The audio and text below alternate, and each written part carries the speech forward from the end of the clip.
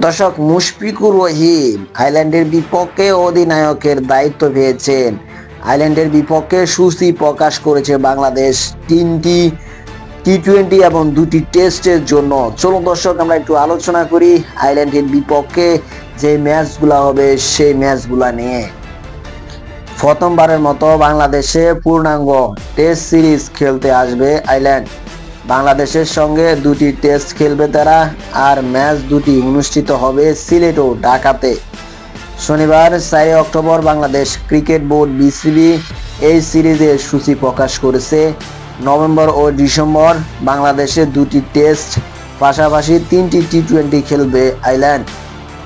আগামী 6 নভেম্বর বাংলাদেশে আসবে আয়ারল্যান্ড। 11 নভেম্বর সিলেটে আন্তর্জাতিক ক্রিকেট স্টেডিয়ামে শুরু হবে প্রথম টেস্ট। টি-20 ও শেষ টেস্ট 19 নভেম্বর শুরু হবে মিরপুর শেরেবাংলা ক্রিকেট স্টেডিয়ামে। আয়ারল্যান্ডের বিপক্ষে টেস্ট সিরিজটি বাংলাদেশ দলের সাবেক অধিনায়ক মুশফিকুর রহিমের জন্য সুবর্ণ সুযোগ। এই 2টি ম্যাচ খেলতে পারলেই পূর্ণ হবে মুশফিক ক্যারিয়ারের 100 টেস্ট।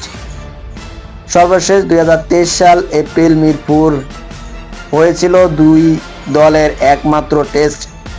সেটিতে 7 উইকেটে জিতেছিল বাংলাদেশ। টি-20 সিরিজে 3টি ম্যাচ হবে আয়ারল্যান্ডের বিপক্ষে চট্টগ্রামে বীরশ্রেষ্ঠ শহীদ মতিউর রহমান ক্রিকেট স্টেডিয়ামে।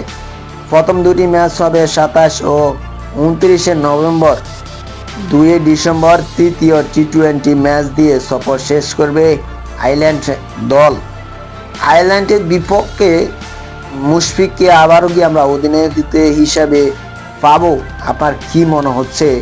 আমাদের কমেন্ট বক্স আপনার জন্য খালি রয়েছে, আমাদের কমেন্ট বক্সে জানিয়ে যাবেন। অবশ্যই আমি আপনাদের কমেন্টের মাধ্যমে ভিডিও তৈরি করার চেষ্টা করব।